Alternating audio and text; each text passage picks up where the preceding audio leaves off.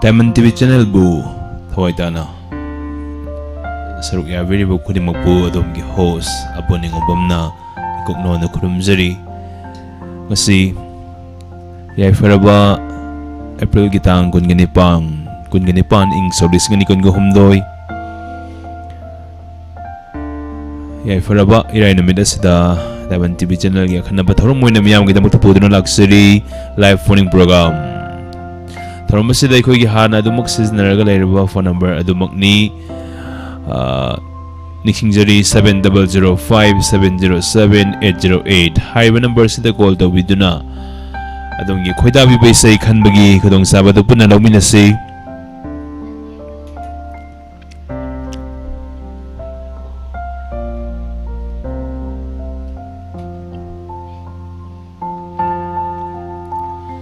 Sangbiragli ba khudi maktaram nuksari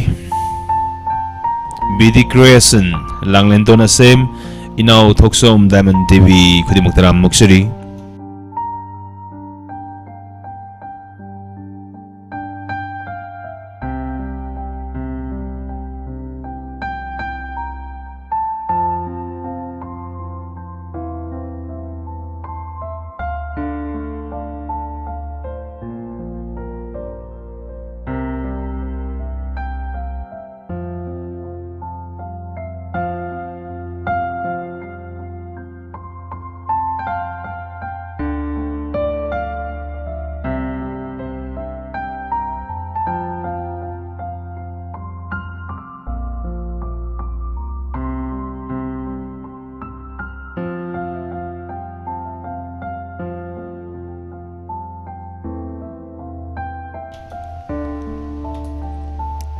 Ngasigi ahan ba caller do khudong sa pisage Hello Hello sir Taram noksari minglefam haibisi Sir ay phone tawjari je Assam Chardwar dagi ne ba ay gi ming Huidrom Sanju ay gi leibam na Wangjing Khuno mayai lekai Taram noksari Sunita ne plongi isai amata tajage tawba Ngasigi ahan ba caller oibibase kari phobi bage wakhalda Sir, nungdi nungai handak chiga ani rak subani phone dokot pirakpaje na hangi try to buju phangdaba ngaka na moe ba hoi ado somna saruk ya viri sibu YouTube te ya virira khusem da virira natraga TV da ya kaino YouTube da ya jagni sir yam dhagat jai sumaina matam Kaithok piraga YouTube da oiro kano do oiro ama do oiro saruk yabi base haninga leitana thagachei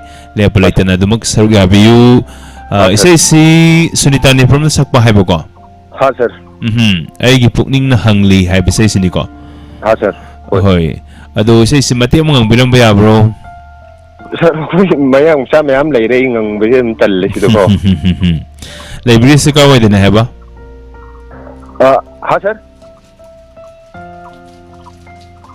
Hello. Hello. Karawai da haiba. Assam Chardwar. Kay doro ka lebi bano. Sir ay army da legjabne. Hoi. Alam dam na Manipur dagi di ko. Asmay na lam na lebiraga call to birakpa haini nga leitana thagachei iramdam. Manipur dagi horok pani kang leisa mani haidana kang leisa singna sandokpa kang leipa sigi channel oijariba Diamond TV channel bu nungsibiduna saruk ya virakpani haini nga leitana thagachei adom na khanbek libe se singa sigi ahan be se su oire live phoning program gi tharamba sigi ko ho sir khudol tamjari taminasi thank you ai gi pukning na hangli thank you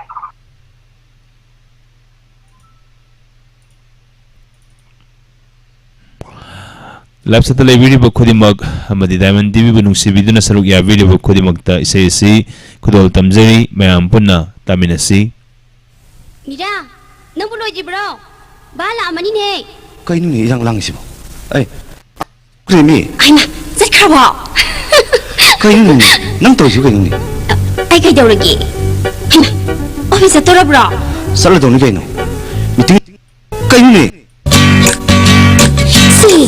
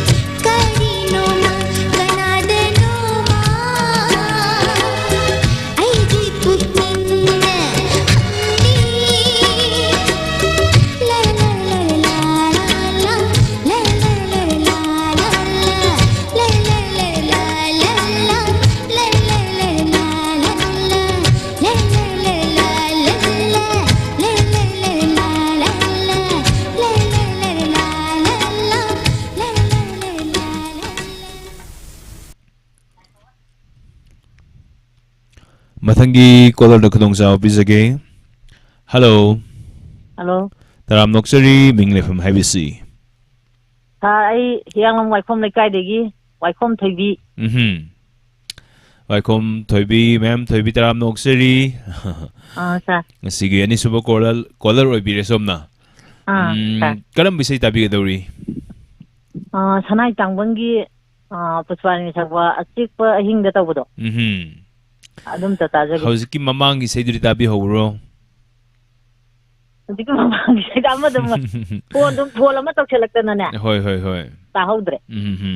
Aigi pukning na hangli haba yam fazabi se ma Siroi Lily film gi smani se ma yam nei be se ma haitare yam fazabi se ma sunita ne problem sa comment tabi kre ma puna tami na kre yam na mam dance to boyo live sa to gi mati haga piri ado Pusprani gi achik pa hing tabi nung libasi gi maram sing karigino Yum yang ho. Hello. Habiyo Khangdira. Wang siam lubra. Hoi, isai se pamzaro bai ni hairaga zaro ya. Sai je pamzaro bai. Hoi. Kana tami na gani sai sidi. Sai je Diamond TV live chat ya ba nei ni akhoi family ga lap tajer gi sa. Hauzik si kalen se fazana sange hawbada ngairi ko. Hoi. Ado indam tha si intham dagi matam dadi kalen pam ki bayo bro Kalen pam gi yawi ado hoji kalen change intham da do pam bro kalen long pam tere hoi asine khoi mioi gi awon base ko intham da krak singsen ing ba hing numidang nungthin yaw ki bane bo ado gi matam dadi mu kalen asaba oizu khangjarage na khan ki bane ba adu hojikti mu mai hone sajal e 35 mea da sajal e 40 euro kini hairi adu aing ba krak chingen ba dong pa me ba ko adu wer su yare da na adu isai si yam phajabam su khan bi aing ba ma mate mangang biram ba ya bro as ha isai yai kaya nga kano taw de ngangara ngangaro ge ba ko hoi ngangaro ge hoi adudi mathangi kolar khudong sa pirasi songi sai se puna taminar si ko thank you achikpa hingi menglawa thawalda sanagi tangbal hai film sidagi Pusprani gi naito khodokta ma'am na tabi khrabai sai ni khudol tamjari taminasi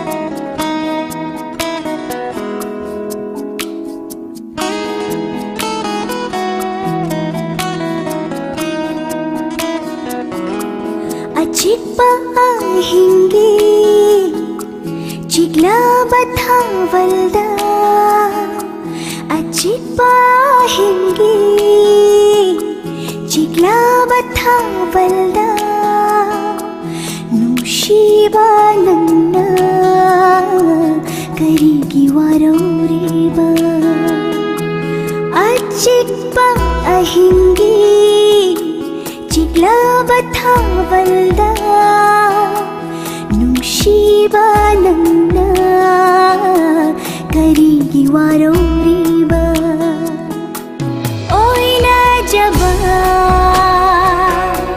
nangi na tawduda hena nushire hena nushire achikpa hingi chigla bathavalda nushiba nanna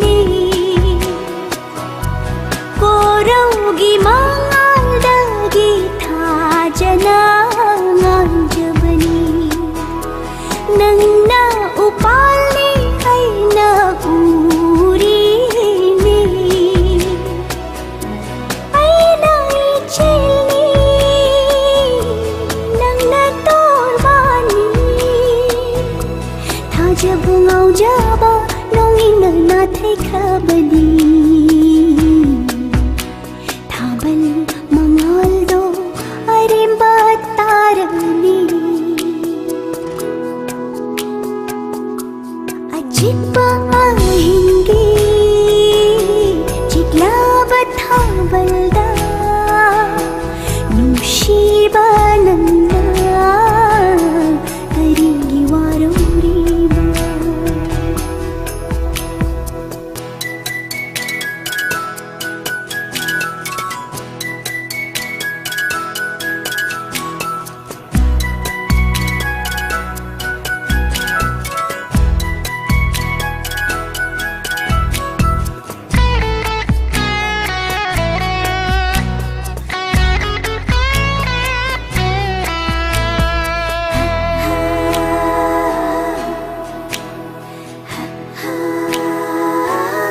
nongdamba magi thausilna sembire nangi aigi punshile pul nongdamba magi thausilna sembire nangi aigi punshile pul hanglab thamoigi kachinda lengana leibiyu inata aigi thawai se nang khaki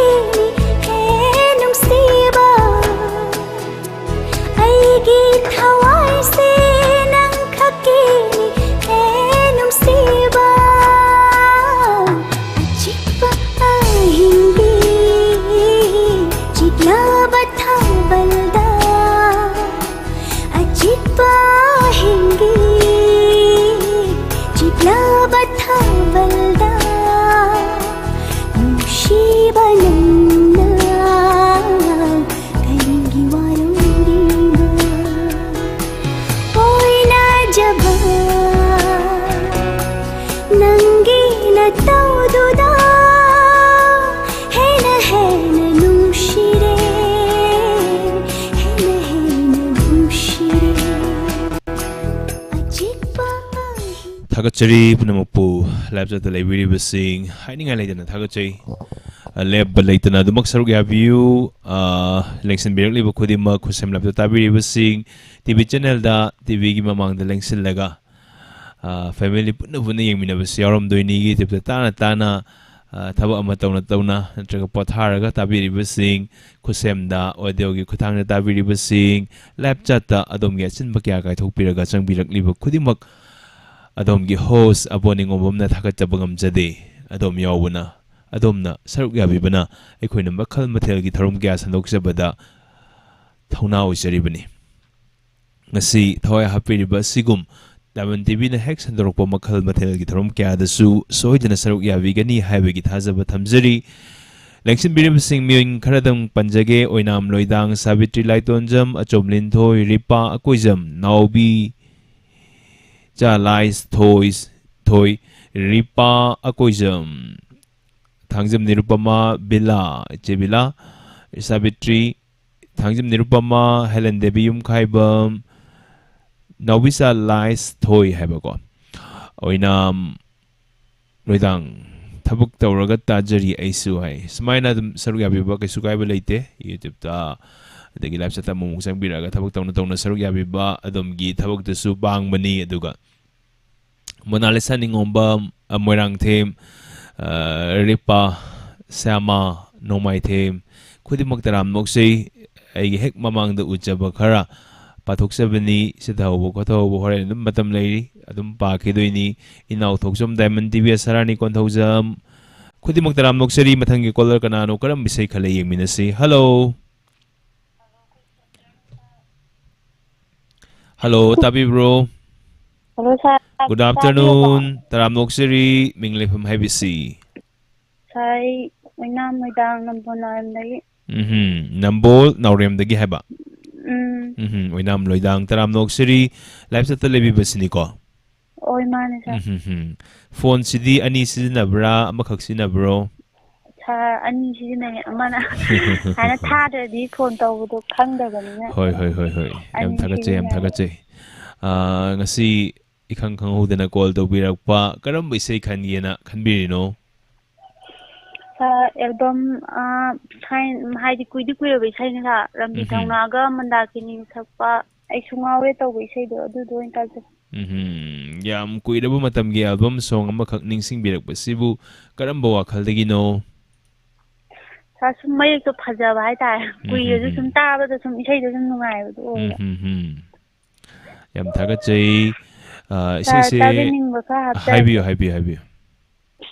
ꯏꯁꯩꯁꯦ ꯑꯍꯥꯟꯕꯗ ꯆꯦꯕꯤꯂꯥꯗ ꯑꯣꯏꯅ dedicate ꯇꯧꯖꯔꯒꯦ. ꯑꯗꯨꯒ ꯆꯦ ꯁꯨꯁꯤꯟꯇꯤ, ꯑꯗꯩ ꯔꯤꯄꯥ ꯀꯣꯏꯖꯝ, ꯑꯗꯩ ꯏꯕꯨꯡ ꯁꯨꯃꯥꯟꯗ, ꯆꯦꯇꯣꯟ, ꯑꯗꯩ ꯆꯦ ꯃꯔꯤꯌꯥ, ꯃꯌꯥꯝ ꯄꯨꯟꯅ ꯑꯗꯨꯝ ꯇꯥꯃꯤꯟꯅꯖꯔꯒꯦ. ꯆꯦ ꯁꯣꯃꯣꯂꯥ ꯍꯣꯏ, ꯆꯦ ꯍꯦꯂꯦꯜ ꯍꯣꯏ, ꯑꯗꯨꯝ ꯂꯥꯏꯠ ꯆꯠꯇ ꯂꯩ ꯃꯌꯥꯝꯁꯦ ꯑꯗꯨꯝ ꯄꯨꯟꯅ ꯇꯥꯃꯤꯟꯅꯖꯔꯒꯦ. ꯌꯥꯝ ꯊꯥꯒꯠꯆꯩ ꯁꯔꯨꯛ ꯌꯥꯕꯤꯔꯛꯄ ꯁꯨꯃꯥꯏꯅ. ꯑꯇꯣꯞ ꯑꯇꯣꯞꯄ ꯃꯇꯝꯗꯗꯤ ꯏꯁꯩ ꯁꯛꯅ ꯁꯤꯗ ꯏꯁꯩꯒ ꯁꯛꯄ ꯌꯥꯎꯈ꯭ꯔꯕ꯭ꯔꯣ? ꯁꯛꯑꯦ ꯑꯗꯨꯝ ꯁꯥꯔꯣꯂꯦꯜ ꯍꯣꯏꯅ ꯇꯧꯕ, ꯑꯗꯩ ꯃꯤꯁ ꯅꯤꯝꯂꯥ ꯍꯣꯏ, ꯃꯤꯁ ꯁꯨꯕꯥꯅꯤ ꯍꯣꯏ ꯇꯧꯕ ꯅꯨꯡꯗꯥꯡꯒꯤꯒꯨꯝꯕ ꯑꯅꯝꯕ ꯑꯗꯨꯝ ꯁꯛꯑꯦ. ꯌꯥꯝ ꯊꯥꯒꯠꯆꯩ. ꯑꯗꯨꯗꯤ ꯁꯣꯝꯅ ꯈꯟꯕꯤꯔꯛꯂꯤꯕ ꯏꯁꯩꯁꯤ ꯃꯇꯦꯛ ꯑꯃ ꯉꯪꯕꯤꯔꯝꯕ ꯌꯥꯕ꯭ꯔꯣ? ꯁꯥꯔ ꯃꯇꯦꯛ ꯑꯃ ꯉꯪꯕꯤꯔꯝꯕ. ꯅꯪꯒꯤ ꯅꯨꯡꯁꯤꯕꯗ ꯏꯁꯩ ꯐꯖꯅ ꯐꯥꯗ꯭ꯔꯤ. ꯍꯣꯏ, ꯉꯁꯤꯒꯤ ꯊꯥꯔꯛꯄꯁꯤꯗ ꯇꯥꯕꯤꯍꯧꯔꯣ, ꯑꯗꯨꯒ ꯃꯊꯪꯗ ꯑꯃꯨꯛ ꯉꯪꯅꯕꯀꯣ. ꯍꯣꯏ ꯁꯥꯔ. ꯊꯥꯒꯠꯆꯔꯤ ꯀꯣꯜ ꯇꯧꯔꯛꯇꯨꯅ ꯁꯔꯨꯛ ꯌꯥꯕꯤꯔꯝꯕ ꯑꯗꯣꯝꯒꯤ ꯏꯁꯩ ꯈꯨꯠꯁꯤꯟꯅꯖꯔꯤ. ꯇꯥꯃꯤꯟꯅꯁꯤ. Thank you. ꯑꯕꯨꯡ ꯃꯀꯛꯆꯥꯒꯤ ꯃꯌꯦꯛꯇ RK ꯕꯤꯔꯦꯟꯗ꯭ꯔꯖꯤꯠꯅ ꯁꯩꯔꯥꯡꯕ, ꯑꯗꯨꯒ ꯔꯟꯕꯤꯔ ꯊꯧꯅꯥ ꯑꯃꯗꯤ ꯃꯟꯗꯥꯀꯤꯅꯤ ꯑꯅꯤꯒꯤ ꯑꯄꯨꯟꯕ ꯈꯣꯟꯊꯣꯛꯇ ꯇꯥꯕꯤꯔꯁꯤ. ꯅꯨꯡꯁꯤꯕꯗ ꯉꯥꯎꯔꯦ. ꯈꯨꯗꯣꯜ ꯇꯝꯖꯔꯤ.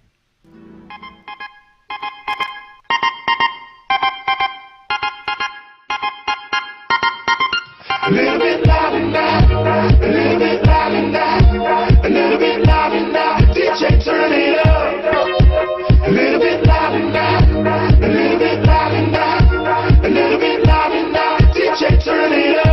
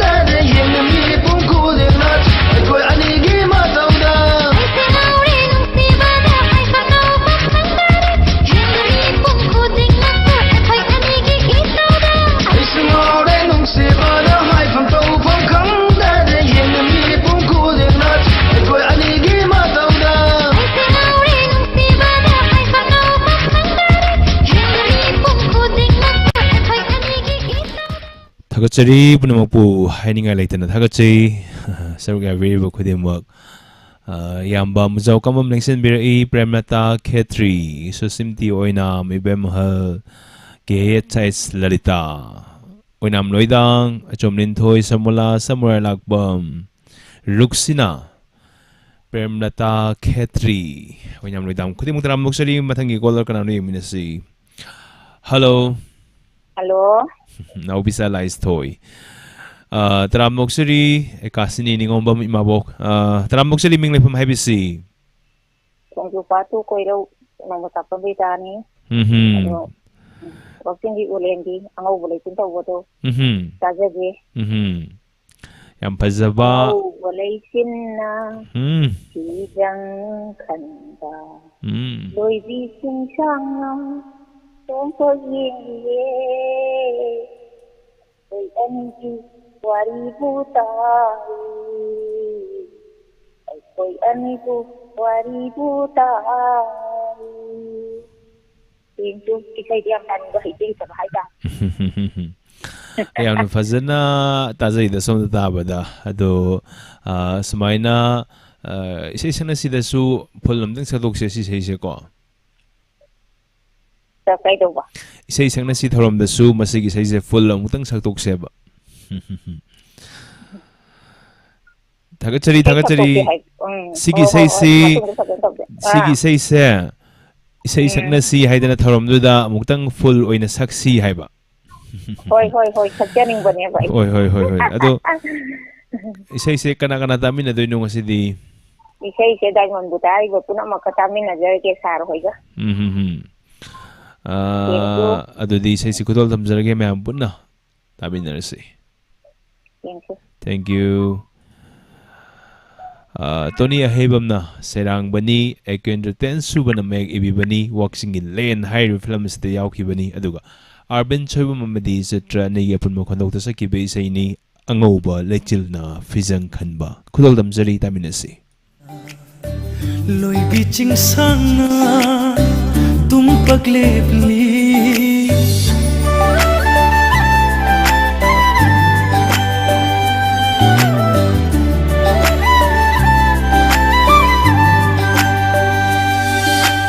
angoba lechil na fizang khanba loi biching sanga tum pagle pli ai khoi anigi itobuye ai khoi anigi itobuye asang bahanaw na cherai thon ba tam na sandok ba lam hau na family ai khoi anigi wari butari ai khoi anigi wari butari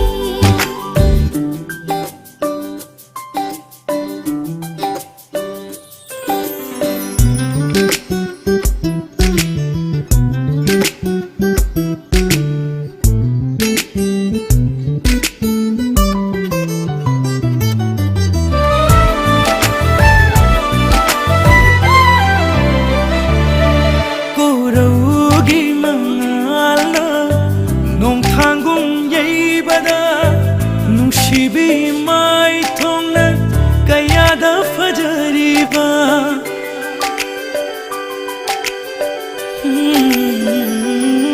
Koraugi mangala nong thangung yeibada nungsibi mai thongna kayada fajariba loisin khidra pamujai numol hanba mikup se loisin khidra pamujai numol hanba mikup se ai khoi anigi wari butari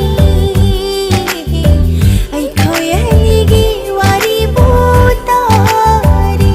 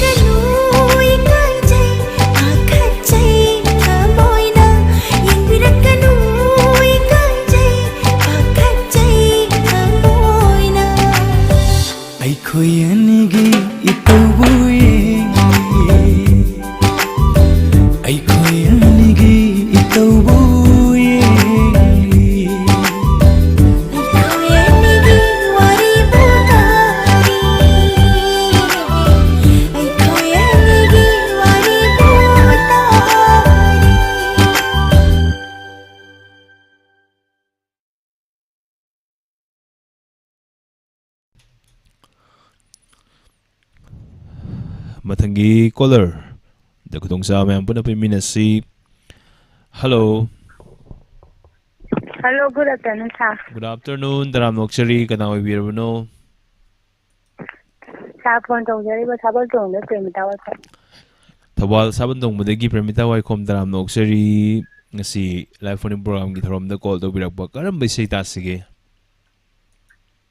Sa dakhidara yening tha na film da pusparani sopa.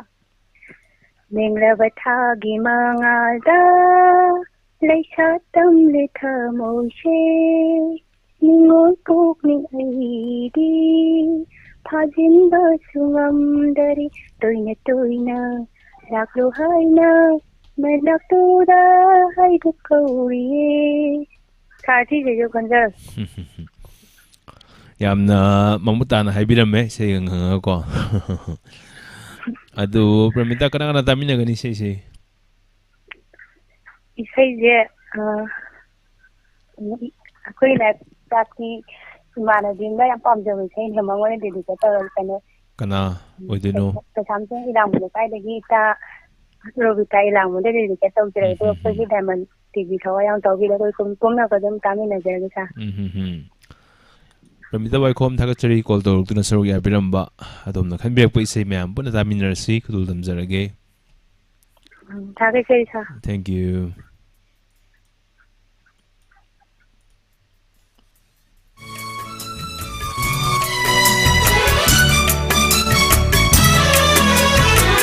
Menglaba thagi mangalda Laisa tâm lê thơ môi xê Ni ngôi cốc ning kaigi Hajin da sungam dari Menglaba thagi mangalda Laisa tâm lê thơ môi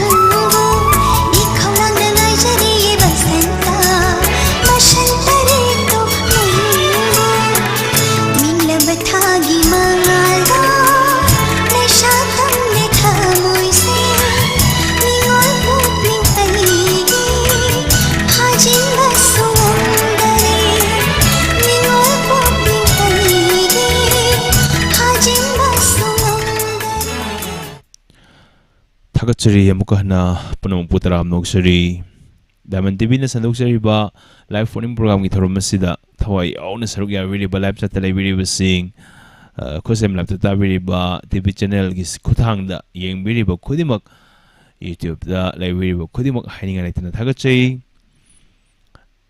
mathangi caller kanano yengminasi Hello Good afternoon, sir. Good afternoon taram noksari minglefam haibisi Sangay from the European. Sangay from the Ruxina, I am doing a sort of singing Manung the Amani, Ruxina, Karambisita singing a city. Sorry, when you do Filangi, Nangu Pakan, Nangu Parent, we say that. Nangu Bakanglo, Nangu Paro, second other high, no. Sarah Palms away. I don't know what the book is a day, say some palms, the Ruby never go. Ruxina Handaki it Losan Crego. Kari Zang Zakragi. Sir, it did a muscle one, I don't see in a sample lama, condition you matter. Ruxina Nangunda, Apamo, Makhalo, and a Kalasi, Kalen Siga, in Tamta Siga, Karamba Kangini. Sir, I didn't come back on me. Tamtagi Matam the Kalen Palm Kibanida. Anh bậc không có về sao sao bậc hai cái gì rồi. Hoi. Adubu nature na pibo khudol ni yamna fazana ay nga sa se khal kaidana legadabani adubu khoi miyoy bana fazana sembi da badagi maintain fazana tawbi da badagi yam ka hena sa basi lakpani Ruxina masi yabiningi ko Yani sa. Hoi Ruxina isa yam fazabum su khanbi ye mati ama ngambiram ba ya bro Sarai din ngangarage saro nang topiro aho megdum da habiro ne nang bunu paro nang bunu paro haira nang bu pakhanglo ma haira gam haibani fazana fazadre se pulap taminer se de pulap haminer se ado call fangba ngainari ba mayam se sidai sida kari haivining ge call fang da ba sing sida sara kun thangai si chumori sabal ram tai ora na tora ga dum kun thangani je how thagachari adom na khanbek pui kudol damjari taminasi nangbu pa khangla nangbu para Arvin amadi sitra ni ga punmo khondokta mem na tabi khrabai sei ni beskupta laisram gi mekta toni ahibam na thawai hawde bi sei ni kudol damjari taminasi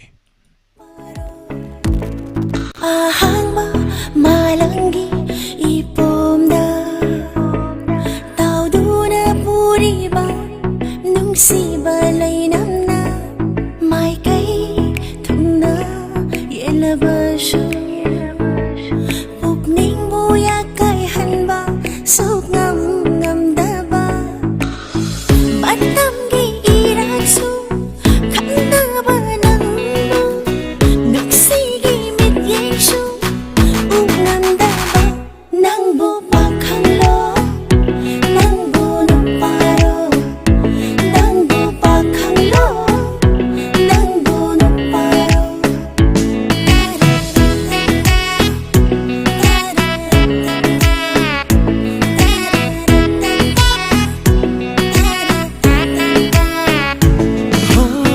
Nangi semjin wahiduna oi halle pangdaba Fiji da punduna thamliba nangi nungshi kisi se thok lage ngasidi namangsida thok lage ngasidi namangsida nungsiba haidraga nungsiba tambige lamlan ba khoi mugum na thairaga paikinu ikhut na semjaba leirangi na chomse jinbiramune aigi na para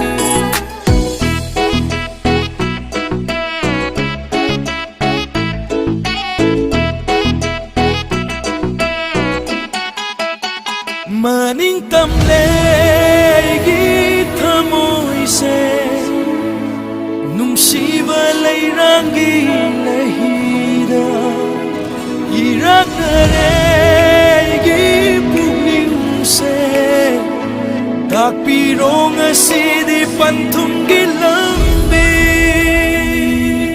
Magpalay traba aigi thamoida yeglibani nangi nungsigi saktam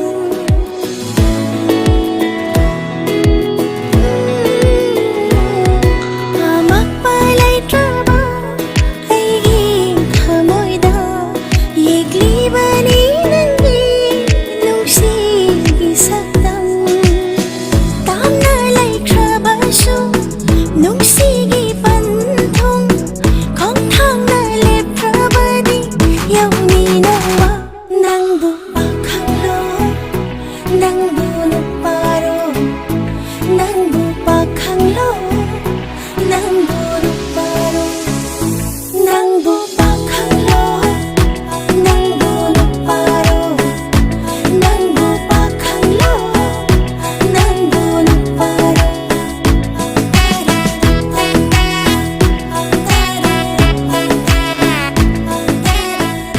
Nangbu pakhangla nangbu nupara sa yam fazaba matami na kre live sa tahik live video ko dimakta sa yam fazaba ma kanbirami puna tami na kre matangi color kanano yung minasi.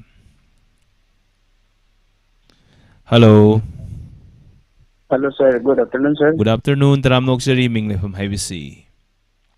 Sir, ay tawjaray si Delhi dagi hero jit ne sir. Delhi dagi hero jit yam thengnazadri ko.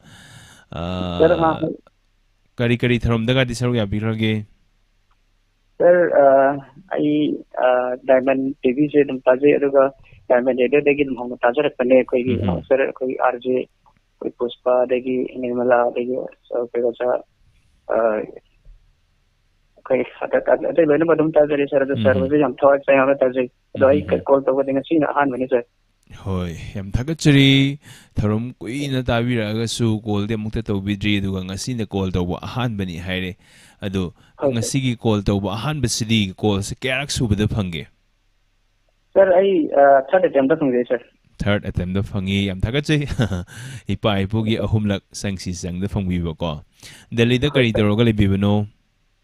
Sir, I sir visually Hindi game sir. I just blind ni sama to I would say Gujarat income tax departmental is revenue sir. Yam thagachai adubu kari haidino. Isorna bibirakpa khusem oidoira natraga lamakhangi. Sir, I say by birth ne. Hi sir.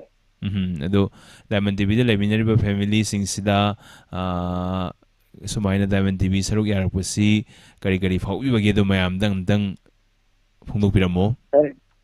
Sir, Diamond TV se sir yam tabra ngai je am tang dum taje sir.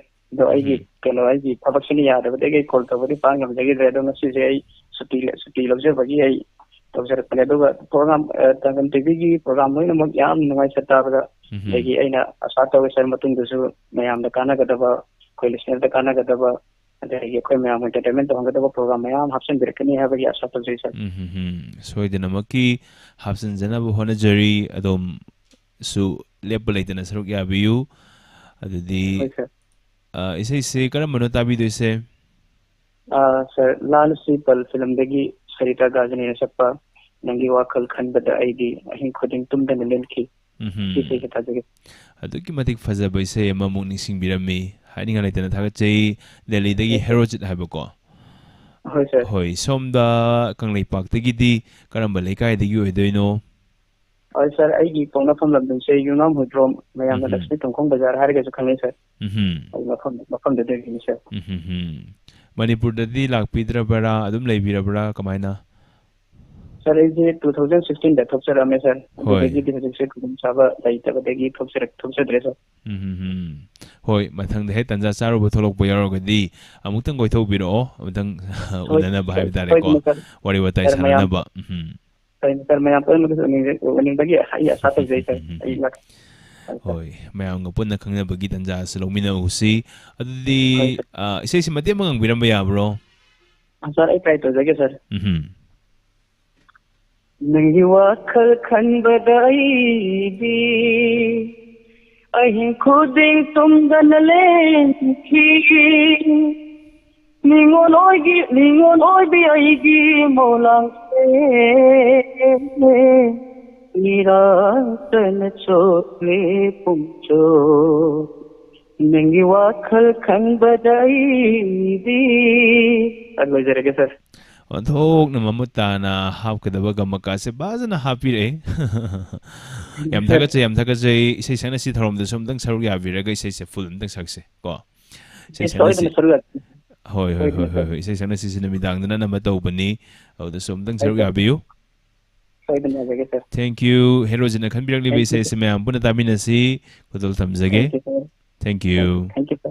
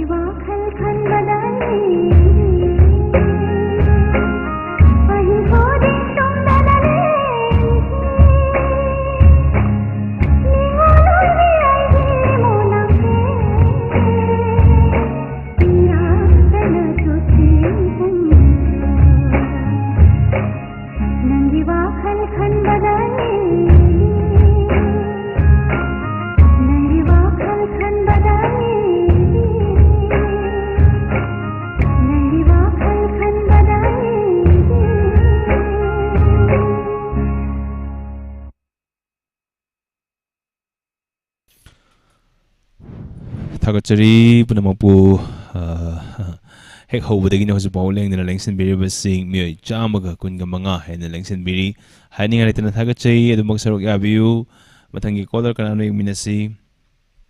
Hello. Hello, Kurumjari sir. Kurumjari Taram Noxari, Kanawi Birabano. Sarin Ningtem Kuman, the word Tom Tavi Papunam Buzu, Kono Kurumjari. Taram Noxari. Mayri, Pilamdagi. I do, sir. Taram Noxari, Karam we say no Tavi they say. Sir Mayri, Filamdagi, Vidyarani Sakpa, Krishna, Tamugi Krishna, Krishna.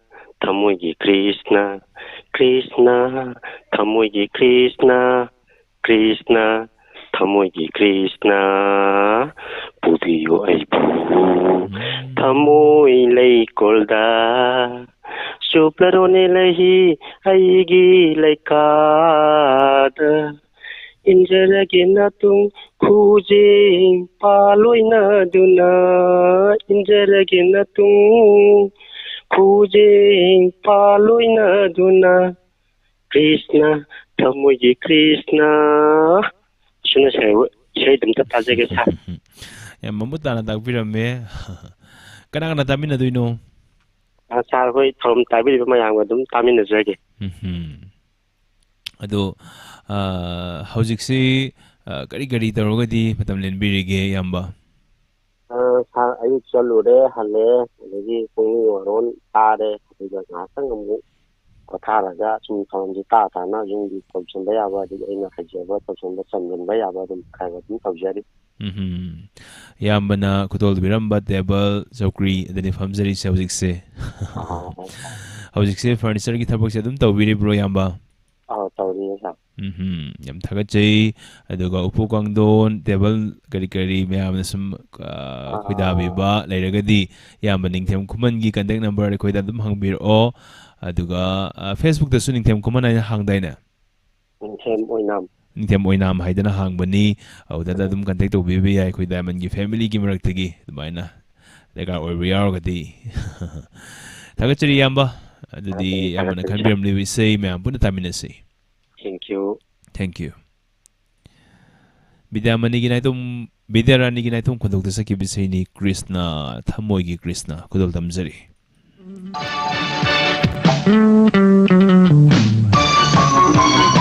Krishna Tamogi Krishna Krishna Tamogi Krishna Ubiro aidu Golda, Ubiro Aibu, Thamu Ilai Golda, Chutlarone Lahi, Aigi Laikada, Chutlarone Lahi, Aigi Laikada, Injaragenatum, Kuche, Paloina Duna, Injaragenatum, Kuche, Paloina Duna.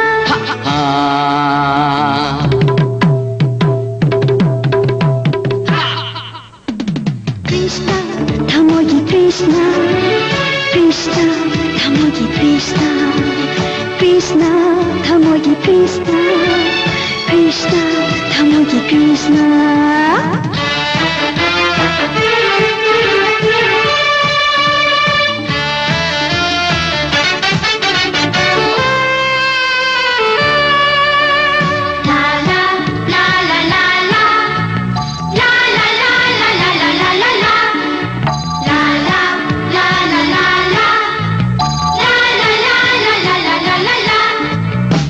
Radha, ay Tamogi Radha.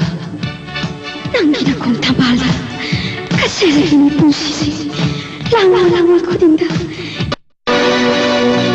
Tahan binu punsi se, manglagi punsi ko.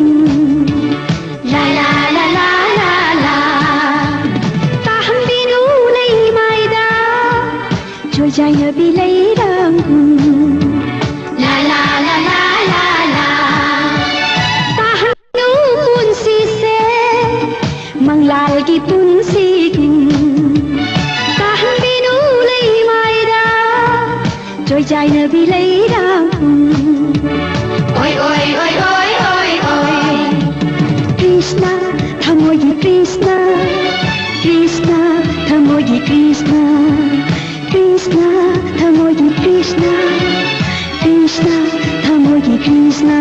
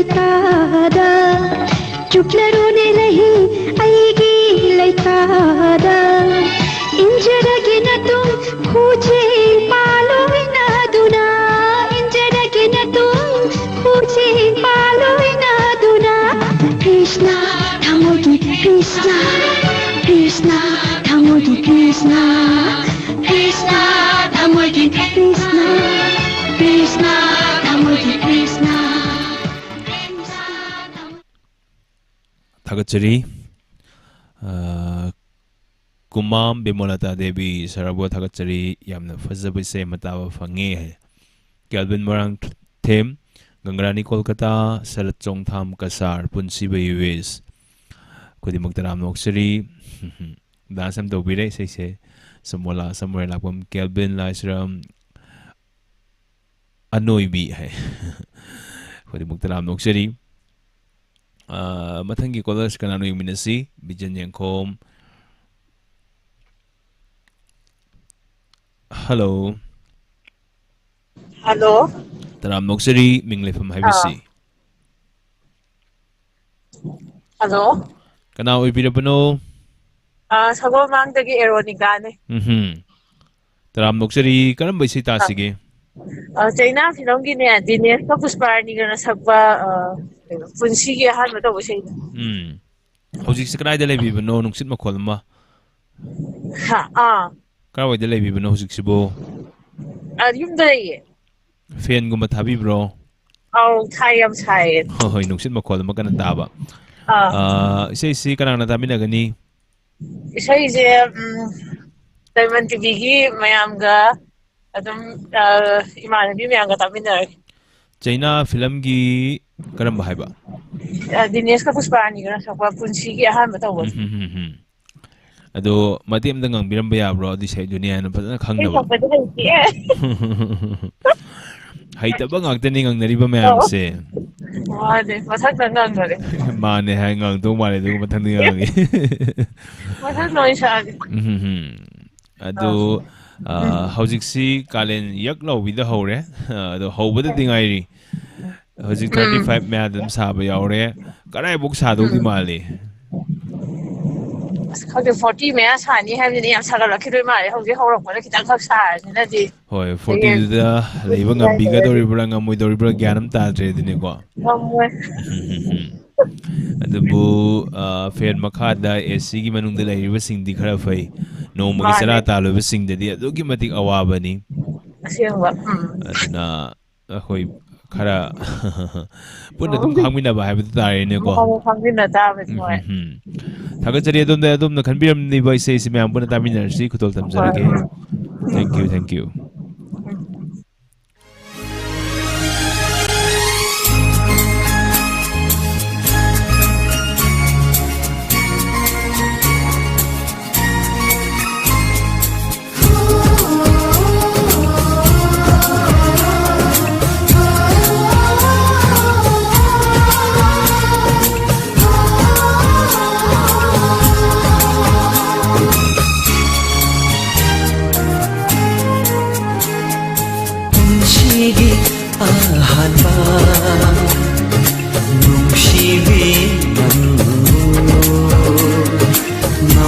ꯉꯝꯂꯔꯣꯏ ꯀꯥꯎꯕ ꯀꯩꯗꯧꯅꯨꯡꯗ ꯊꯃꯣꯏꯅꯨꯡꯗ ꯌꯦꯛꯈ꯭ꯔꯕ ꯅꯪꯒꯤ ꯁꯛꯇꯝꯅꯤ ಲಿಂಗಾನ ಲೈಬಿರೋ ಇನಾತ ನಮ್ಮರೊಯ್ ನಂಗು ಥಾದೋಗ್ಜವ ಥಾಮೊಯ್ನುಂದ ಏಕವ ನಂಗಿ ಶಕ್ತಂನಿ ಓ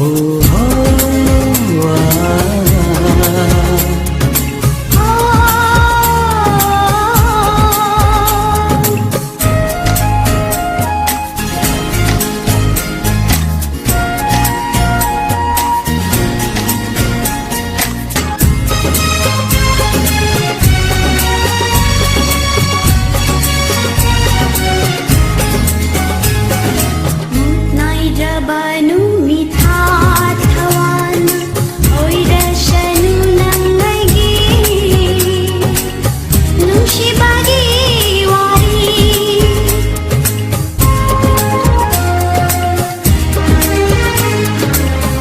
나이자바누 미타타완 오이라샤누 낭나이기 눈시바기 वीरसनोये निंथा खुदिं इबानिगे नुंशिवारी मुत्नाइदना मालेम शिदा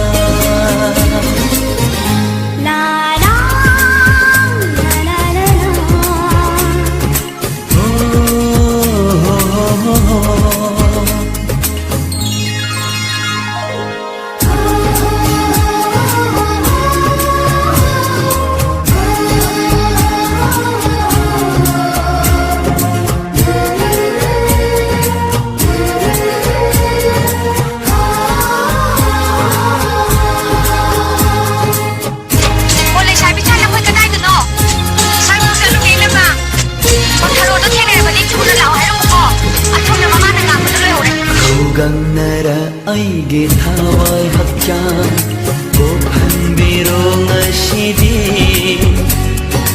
nungsibage iretna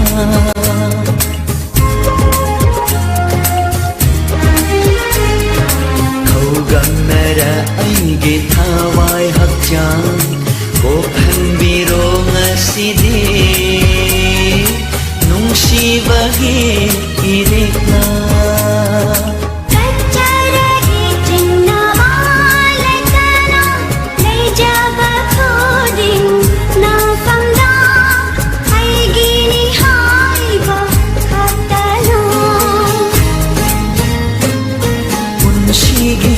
ahana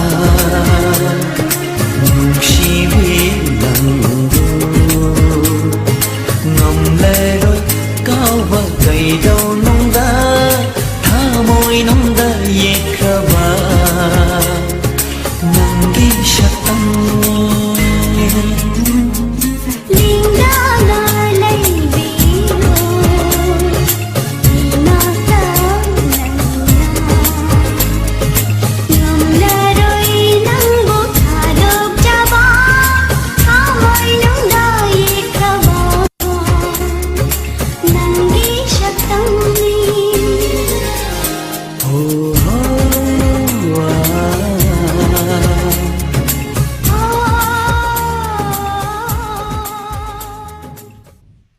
랩사자 호주파와 랭드나 레이비리바 하이닝가 레이드나 다같이 본시베 US 마뱀 각신 가이트리 앤 콤랭신 비레 이탱스 탱나 당점 안제나 무자우 깜범 조이전드라 레하우 타범 본시바 헬렌 데비움 카이범 강엠범 조이마디 보비 하우범 이암바 섹스피어 랭신 비레 비세소 당점 Gangarani Kolkata Sharad Chongtham Joichandra लेहाउथाबम पूर्णिमा सेराम थांगा मंगांग निंगोल block Thangjam Anjana सोम्युआई हुकोम खुदिमक्तराम नोक्से मथंगी कॉलर कनानो येमिनसी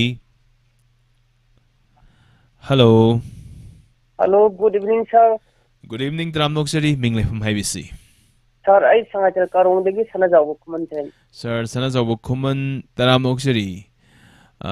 Karam bisi tasi keng sidi.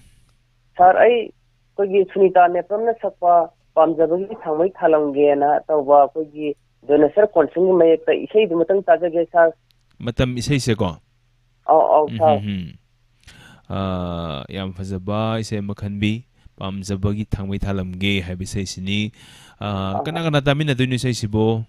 Sir, aina tahan jani je ai oja ram sadigi ai bom jitien ga thawang ki treka digi ai ise idi ai ga duga wakha digi ai isan irik tenu naurenga dili dagi koi income tax department le ba ai gimor herojit ka punna tamina jarage sir hojik ta call to biram bodo idero herojit se dili dagi herojit hoi adudi isai sembati amang biram ba ya bro sir. Pamjabagi thamai thalamge nangna lakhalambi duda. Mana tawdo ne sir. Matang de yam phana sakte sir. Hoi. Yam thaga chei Diamond TV gi makhal mathel gi throm sing sibu kamdo bi bagi. Yamna nuai sir. Ai dum kon laptop ta dum yongja bane sir. Ai gi talent so isai sakwa adigi ko gi Petaya, the Yamna, Fazerba, my amum star of Hangesa. I think a team of what them Taza, sir. Hoi. Yam Tagachi. Sir, Oleno, Adisa, a boy, Adisa, Edison, and a Sapo say the Yam Fazesa. Thank you, Tagachi. Nusi Bagini, Nusi Bana Doctor Adi, Father Faze, Nung the Nusi have the neighbor call. Hoi. Kan sana gresa. What for honor the wife I had in sir. Hoi, try again. Alas, fail. Masulay mani. Ado call yam fang the sing yam high ba loni. Ado call yam fang the sing sa. Alas, success to nataba fail high bakang using sida kari having inge. Ako na pang the sing now sing hanba ako ikate wakan handigano. Adum amana phone to bol agrakan ama dum dagla dum ko namjin bi akoi call dum to bi dum phangane na ena hajaringi sir level like na dum hona biu adubu try do gi mong su khara dum doin to ro ga soi khangdoi ne bo ko yam thaga chei mana call to bi rakpa dum na khan bi ai sei Sunita ne pram gi naitom khondokta sakhiba pamjaba gi thangmoi tha lage habe sei sikudol dum jage taminasi. Thank you.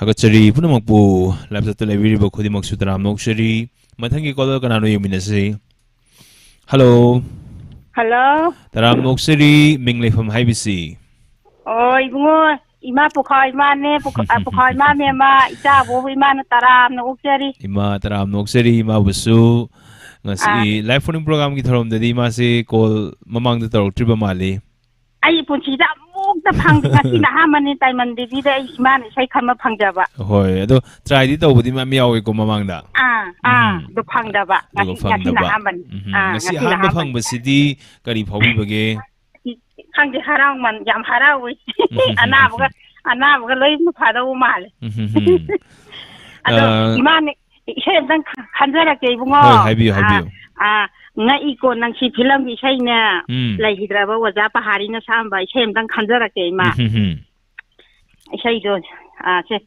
punchi nga iko nang se khangde ko nang se karamba nangili punna pulli hayu ai koi si nangi sana pola punchi ngai iko nang se do ta jan ngai ma yam ba jan ngang birame ma thagachi isa wo imana yam thagatli ma phone phangpagi ima hojik sidi anaba se kai ke lebirige haksangi anaba je khwang heta narai dai mit dai di kok heta ngaurak poi chiklak poi tawi hoi ado icha hoi gi thoram mayam je taraga ima potha jari ne punchi je len jari ne hoi ima sumaina makhal mathen thoram ka se dum saruk yamina ki si punchi sang lemina ki si ya gi doi ni matang koi na lai hi doi ni ma hoi icha hoi yu ima hoi bu matang koi na tahan mangam ba oi bu na da yakana ojage ma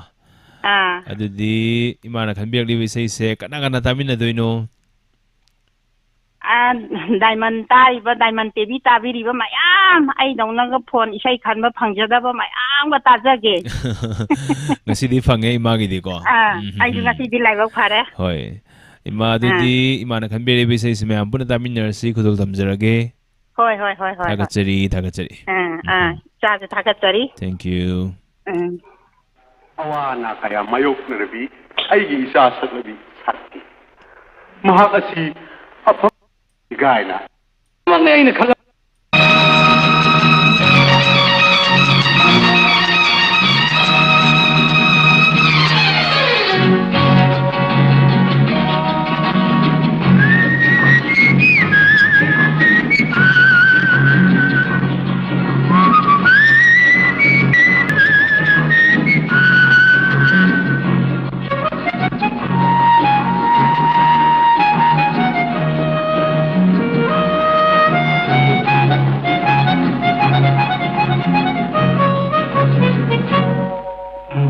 punsi ngak iko nang se khangde ko nang se karamba nangili punna tena kulli banone tai bang mioi ba hayo ai khoi se nangi san pola punsi ngak iko nang se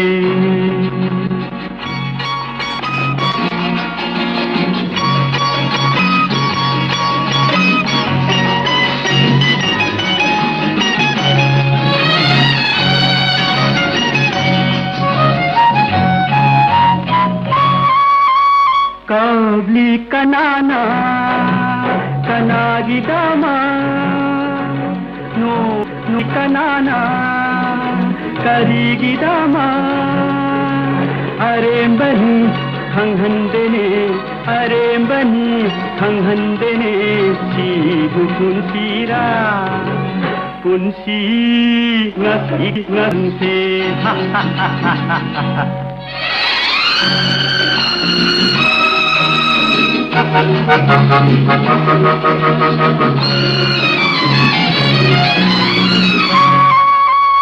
Lagli kaidgi kari marangi halli karigi करी वहोगी हाँ हसी अचंग थोंगालनी हसी अचंग थोंगालनी सीदु पुंसीरा पुंसी ngasi ko nang se khangde ko nang se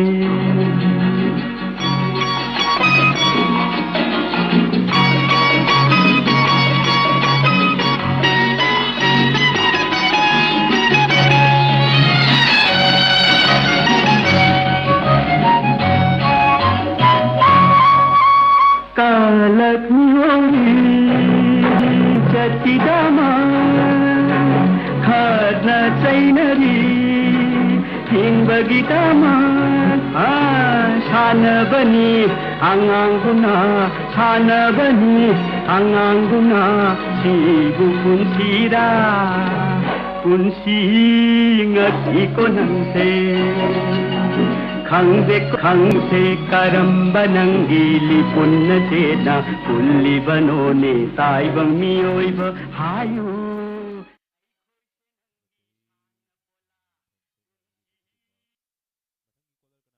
Yuminasi Thakachari Mamuna Mopu Matangi Kolar Sukanano Yuminasi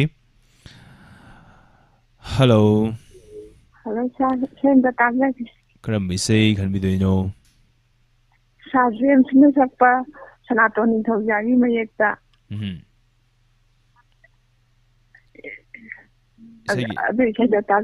Say make to have you Say make my two you had no hope in your side. I do it, phone to be see can now do you know Ponto Gereva in like some med ha my down Portuguese. My down Portuguese, license med ha how's it say Caricari to Viramino Sorry for around the Tara meaning city in Sazi and Savi. My get road Tara. Came to tell Sapi a city. Hawaii Sarasa. Adudi som na kan bi re se me ampuna taminar siko thagachari se kudol tamjari taminasi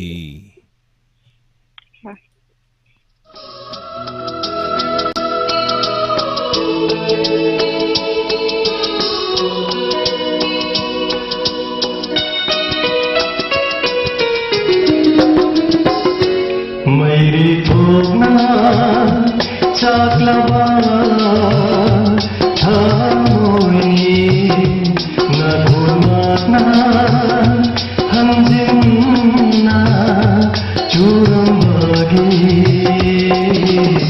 मुथपांदना मैं virally नहीं मुथपांदना मैं virally नहीं Nana inata latuna Nana inata latuna Lona kapagi karimama Mairi bhogna shaklava harmoni Mairi bhogna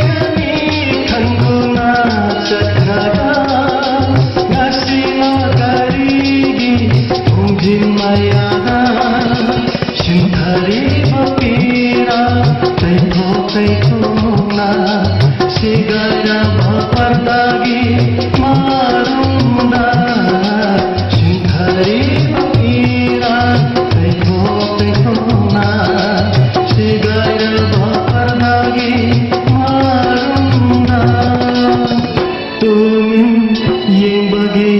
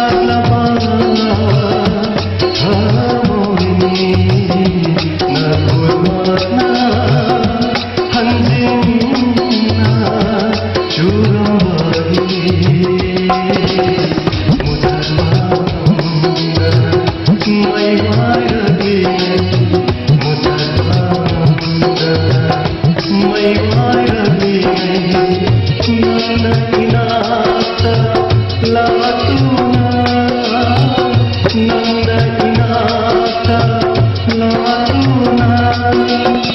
लोना कप्पगी करे मरम मैले भोग्न चाहनमा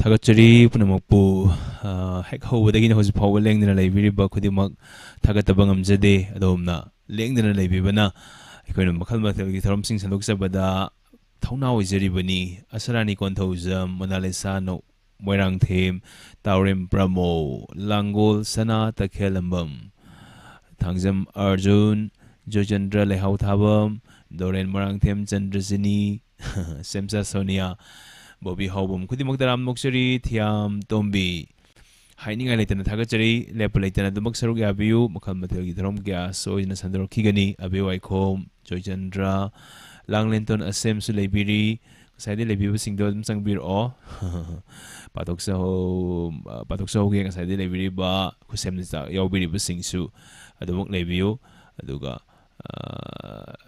Tombisnaning Ombam, Dram Moksari, Zitin, Ingtozam, Jojandra, Lehautabam, Kudimuktaram Moksari, Tanga Mangang Blocks, Kudimuktaram Moksari, Nasadi, Kusem de Lebi sing, Adigi, Amama Lebi, Kopibo, Kudimak, Tangsambiro, Lapsata issue lasery, hide in a kamenum of Tangdo Biramo, do yet something Tazarake, Aduga, Ming do Patuksage, Mayam Tang, Kamento Biramo.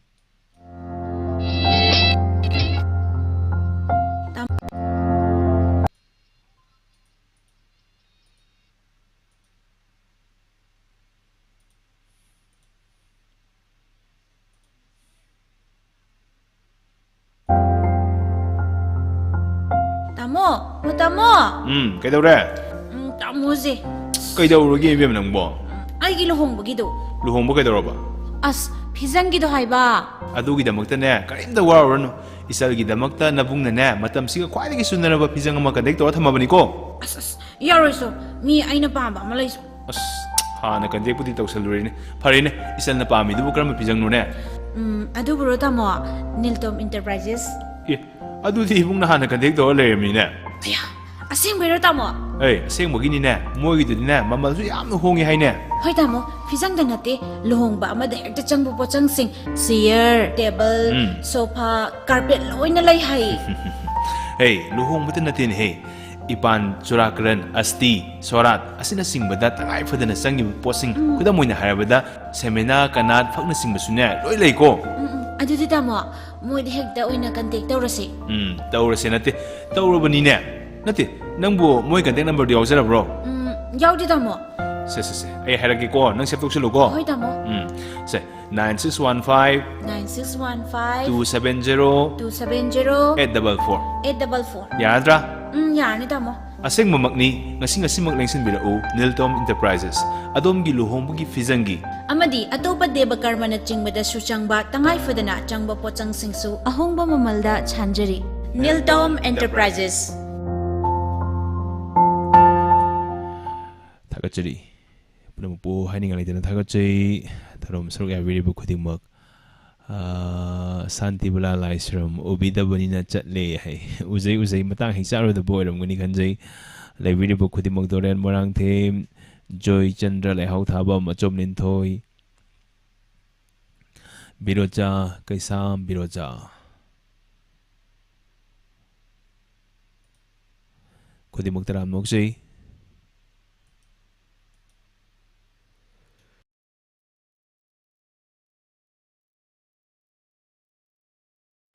Library book with the Mok hiding a little Tagachi, Samjabam Santi, Mabem Coxing, Santi Blala Ishram, Biroja, Achomlin Toy, Sabitri Lightonjam, Oinam Loidang, Zemsa, Sonia, Memayandrembum, Joy Chandra Hautabum, Samjabam Santi, Mabem Coxing, Asalani Contosam, Chomlin Toy, Langlinton Asem, Hanjan Musmem Yo, what Hong meaning Tosam, hiding a little Tagachi, Tangjam Anjana, YY Janubi, Sabitri.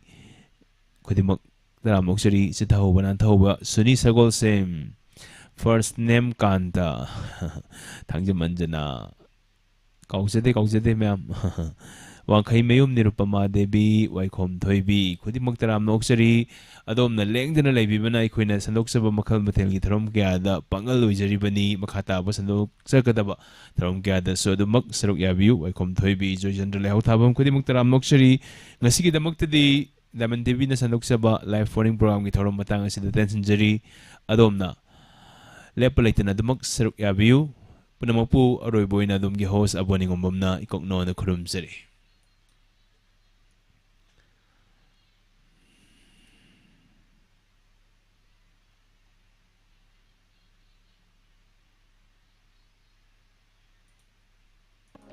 Lengsin Biraksi, Yaifavi Eye Care, Kangabo Bazaar, opposite SBI ATM.